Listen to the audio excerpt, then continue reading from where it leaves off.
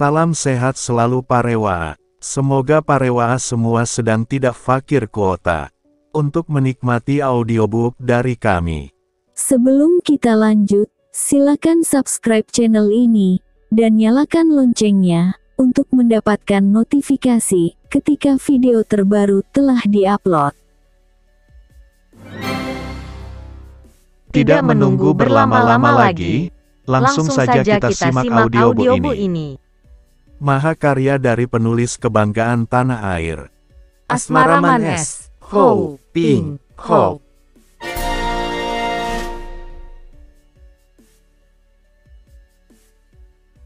Suling Emas, bagian 23. Moi moi, serunya dan mendengar ada suara perlahan dari dalam kamar. Sekali meloncat ia sudah menerjang daun pintu kamar dan masuk ke dalam kamar. Apa yang dilihatnya? Memang Ang Xiaohua berada di situ. Akan tetapi dalam keadaan yang jauh bedanya dengan malam tadi. Gadis itu telentang di atas pembaringan. Pakaiannya hampir telanjang.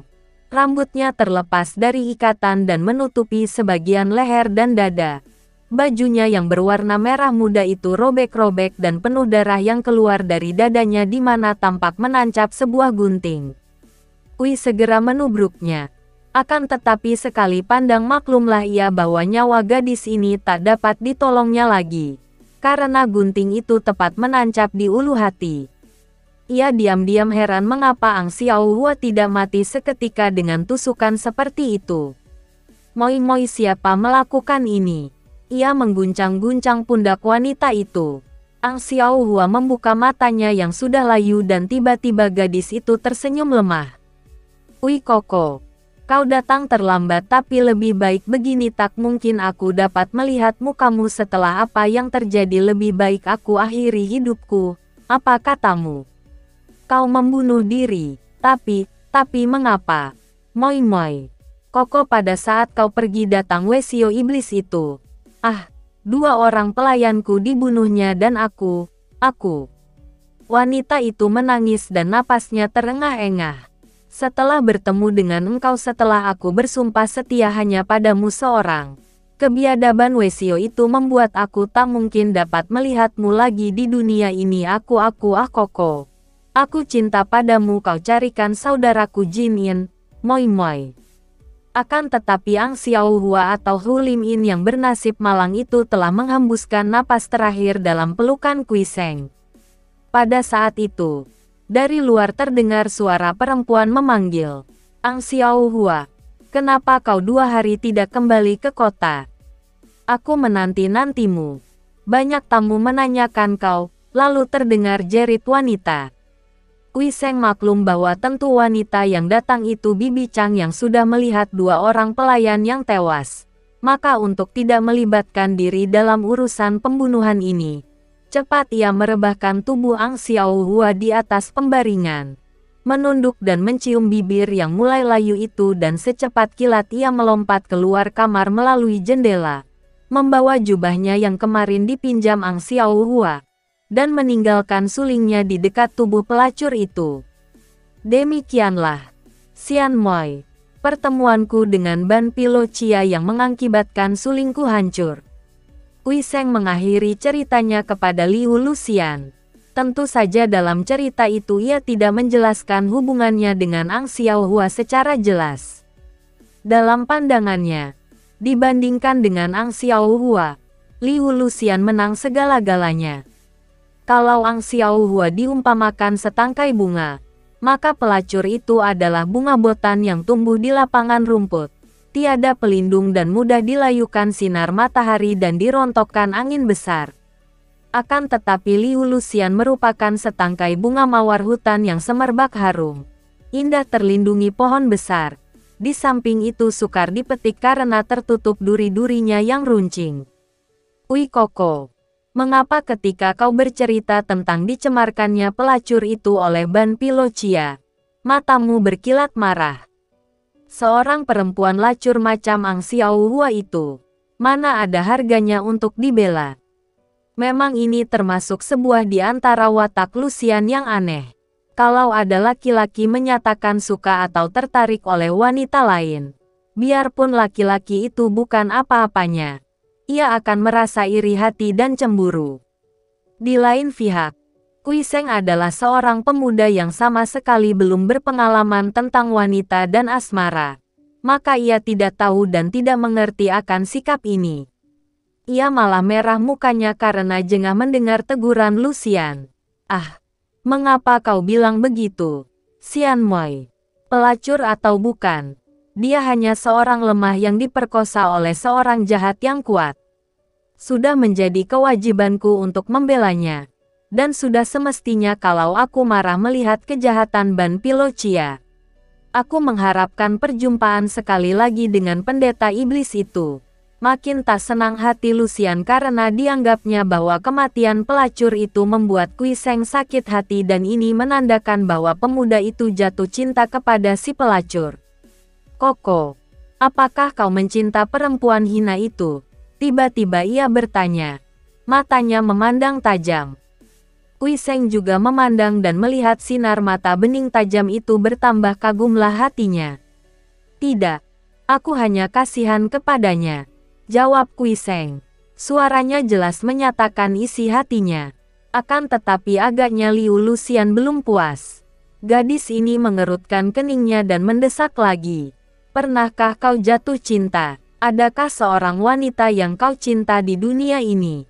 Bertemu dengan pandang mata tajam bening penuh selidik itu, muka Kui Seng menjadi makin merah. Sebelum menjawab ia menggigit bibir menekan perasaan. Kemudian katanya, "Selama ini aku tidak pernah jatuh cinta. Hanya setelah bertemu dengan engkau, Xian Moi. Ah, entahlah.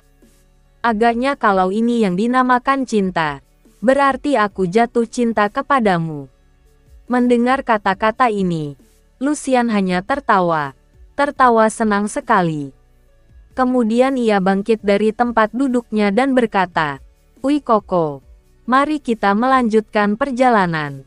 "Apa, hampir tengah malam begini?" Akan tetapi Lucian sudah melangkah ke kamarnya dan tak lama kemudian ia keluar lagi membawa buntalan pakaian dan memanggil pelayan dengan suara nyaring.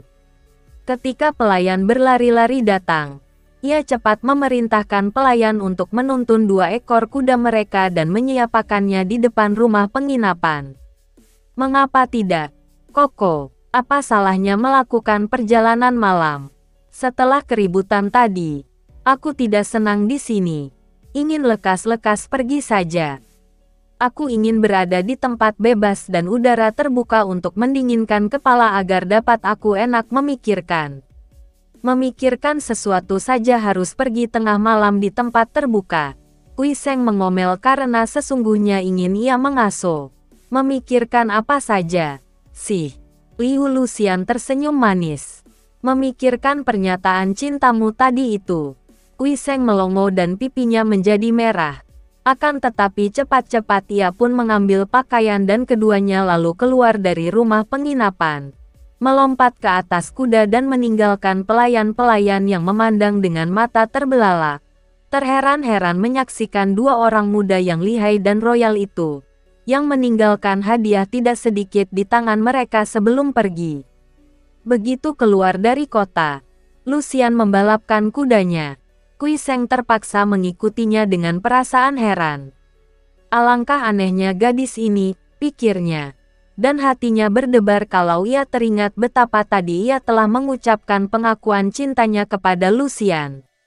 Akan tetapi ternyata gadis ini melakukan perjalanan setengah malam suntuk tanpa bicara dan Kui Seng yang masih merasa malu karena pengakuan cintanya, tidak berani bicara sesuatu, hanya mengiringkan gadis itu dari belakang.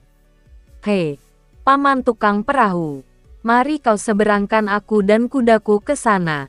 Berapa biayanya ku bayar?" Tukang perahu yang kurus dan bermata sipit memakai topi lebar itu segera meminggirkan perahunya.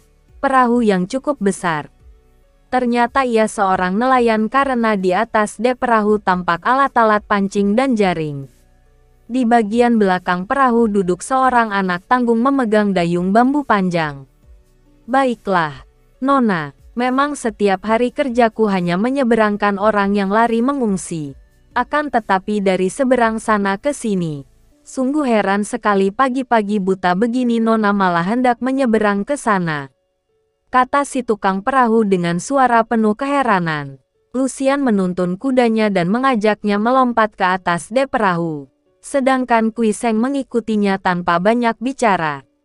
Dalam keadaan remang-remang kini ia dapat melihat wajah gadis itu. Masih berseri-seri gembira dan cantik sekali. Kali ini Lucian melirik kepadanya dan tersenyum-senyum manis. Akan tetapi juga tidak bicara apa-apa. "Ah, Paman, kau tadi bilang apa?" Ketika perahu sudah meluncur ke tengah, Lucian bertanya. "Orang-orang mengungsi dari sana. Ada terjadi apakah di seberang sana?" Si tukang perahu memandang. Keningnya berkerut. "Apakah Nona belum tahu? Daerah Shanxi mulai geger. Sejak Gubernur Li Koyung berkuasa dan kerajaan Tang ditumbangkan belum pernah terjadi kehebohan di kalangan rakyat. Akan tetapi setelah Jenderal Muda Kam menentang kekuasaan gubernur dan tidak setuju dengan pemberontakan melawan kerajaan, keadaan menjadi geger karena Jenderal Kam mempunyai banyak pengikut. Malah sesungguhnya rakyat banyak yang menyokong Jenderal Muda gagah perkasa itu. Banyaklah dilakukan penangkapan-penangkapan oleh gubernur dengan tuduhan memberontak. Dan bagaimana dengan jenderal itu? Apakah ditangkap juga? Dan di mana dia sekarang?" Lucian agaknya tertarik sekali. Akan tetapi Kui Seng mendengar semua itu dengan hati dingin. Memang sama sekali ia tidak ada perhatian terhadap keributan negara yang tiada hentinya. Semenjak pemberontakan yang terjadi puluhan tahun yang lalu terus-menerus, sampai tumbangnya kerajaan Tang dan tanah air menjadi pecah-pecah karena diperebutkan. Entah berapa banyaknya sekarang raja-raja dan raja-raja muda atau bekas-bekas gubernur yang mengangkat diri sendiri, mendirikan kerajaan-kerajaan kecil yang saling curiga-mencurigai, seakan-akan sekelompok anjing masing-masing mendekap sebatang tulang. Ia muak dengan itu semua. Muak melihat manusia-manusia yang demi mencari kemuliaan dan kedudukan duniawi, berebutan tak tahu malu, mempergunakan rakyat yang dipecah-pecah untuk memihak demi kepentingan masing-masing tanpa menghiraukan korban berjatuhan di kalangan rakyat jelata yang selalu hidup miskin dan bodoh. Mana bisa Jenderal Kam ditangkap? Biar gubernur sendiri takkan berani menangkapnya. Hanya berani menangkapi rakyat yang tak berdaya. Pula, tanpa adanya jenderal yang gagah perkasa dan dicinta rakyat itu, bagaimana mungkin Shanxi akan dapat bertahan terhadap serangan dari luar? Paman yang baik, bukankah jenderal itu bernama Kam Siek? Betul. Bagaimana Nona dapat mengenal nama jenderal kami itu sedangkan tadi Nona tidak tahu apa-apa tentang keributan di daerah Shanxi? Petik 2. Kini Kui Seng mulai memperhatikan apalagi ketika disebut nama Kam Siek. Ia sudah mendengar akan kehebatan sepak terjang jenderal muda itu. Bahkan belum lama ini Kam Siek muncul pula di pesta Bengkau dan telah memperlihatkan sikap dan wataknya yang memang gagah perkasa ketika mencegah Lucian menjatuhkan tangan maut kepada seorang pengagumnya. Seorang pemuda gagah yang berwatak satria, tidak melayani tantangan Lucian padahal pemuda yang menjadi jenderal itu belum tentu kalah oleh gadis puteri Bengkaucu ini. Laki-laki yang tidak tunduk oleh wajah cantik. Tidak seperti aku. Demikian Kui Seng memaki diri sendiri. Sian Moi, kau menyeberang sungai ini. Apakah hendak melakukan perjalanan ke utara? Mau kemanakah? Ingat, perjalanan ini adalah perjalananku. Kau hanya ikut denganku, kata Kui Seng setelah tukang perahu itu pergi ke kepala perahu untuk membantu penyeberangan karena air mulai agak deras alirannya dan tidak amanlah kalau hanya mengandalkan tenaga pembantunya yang masih anak-anak. Dengan kerling tajam Lucian mencibirkan bibirnya yang merah. Jantung Kui Seng serasa ditarik-tarik. Manisnya gadis ini kalau begitu. Ui Koko, seorang suami boleh membawa kehendak sendiri. Ada kalanya harus menghormati dan menuruti keinginan si istri. Tunangan pun bukan. Bagaimana aku harus selalu menuruti kehendakmu? Kau bukan suamiku, bukan tunanganku. Juga bukan atau belum menjadi guruku karena kau belum menurunkan apa-apa seperti yang telah kau janjikan kepada ayah. Aku ingin ke utara. Kalau kau hendak mengambil jalan lain tanpa menurunkan kepandaian kepadaku yang berarti kau melanggar janji, terserah. Kui Seng mengeluh di dalam hatinya. Terlalu sekali gadis ini menggodanya. Ia tertawa dengan sabar. Adik yang baik. Kata-katamu seperti ujung pisau tajamnya. Aku sih tidak mempunyai tujuan tertentu. Kemanapun boleh. Akan tetapi kalau di utara terjadi keributan perang, mengapa kau hendak ke sana? Lucian tertawa dan giginya yang putih berkilau terkena matahari pagi yang mulai muncul dan sinarnya menembus celah-celah daun pohon. Justru karena ada perang aku ingin ke sana. Aku hendak menonton keramaian. Ui Koko, ada tontonan bagus. Mengapa kita lewatkan begitu saja? Pula, melakukan perjalanan bersamaku, biarpun menempuh bahaya, bukankah amat menyenangkan bagimu? Gadis itu mengerling, manis sekali dan Kui Seng menahan napasnya. Sinar matahari pagi jatuh pada kepala gadis itu, membuat sekeliling kepala seperti dilingkungi sinar keemasan. Kau cantik sekali. Moi, katanya perlahan, penuh kekaguman. Lucian tertawa. Gadis di pagi hari belum berhias. Mana bisa cantik. Ih, kau sudah mabok lagi. Koko, kini bukan mabok arak, melainkan mabok asmara. Lucian tertawa-tawa menggoda, lalu berjongkok di pinggir perahu. Tangannya menyambar air yang jernih dan mulailah ia mencuci mukanya. Digosok-gosoknya sehingga seluruh kulit mukanya menjadi kemerahan dan segar laksana bunga mawar merah tersiram embun pagi. Digoda secara terang-terangan seperti itu, Kui Seng menjadi lemas dan selanjutnya ia tidak mau banyak bicara lagi. Karena setiap godaan gadis itu merupakan tusukan di hatinya. Mengapa ia tiba-tiba menjadi begini lemah? Mengapa ia tidak pergi saja tinggalkan gadis ini? Kemana perginya keangkuhannya yang selama ini ia banggakan? Ah, ia masih mengharap. Ia masih menanti. Lucian telah mendengar pengakuan cintanya. Dan gadis ini sukar sekali diraba isi hatinya. Kadang-kadang begitu mesra seakan-akan gadis itu pun mencintainya sungguh pun ingin memperlihatkan kebalikannya. Akan tetapi mengapa kadang-kadang begitu kejam menyerangnya dengan kata-kata sindiran. Setelah menyeberang, kembali Lucian membalapkan kudanya. Kui Seng mengikuti dari belakang dan sebentar saja mereka sudah memasuki sebuah hutan. Benar saja seperti yang dikatakan tukang perahu. Setelah agak siang tampaklah berbondong-bondong orang mengungsi ke selatan.